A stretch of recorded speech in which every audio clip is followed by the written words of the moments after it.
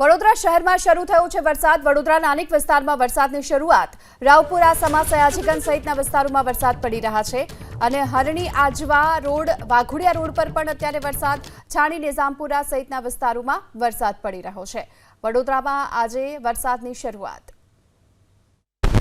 હવામાન વિભાગની આગાહી મુજબ જ વડોદરા શહેરમાં સાર્વત્રિક વરસાદ શરૂ થઈ ગયો છે। આપ જોઈ શકો છો કે ક્યારેક ધોધમાર, ક્યારેક મધ્યમ ગતિએ તો ક્યારેક ધીરી ગતિએ વરસાદ વડોદરા શહેરમાં જોવા મળી રહ્યો છે। અત્યારે આપણે વડોદરાના સમા વિસ્તારમાં છીએ અને સમા વિસ્તારની અંદર અત્યારે ધોધમાર વરસાદ જોવા મળી રહ્યો છે, જે વાહન ચાલકો છે તેમના માટે ક્યાંક મુસીબત ઊભી થઈ રહી છે।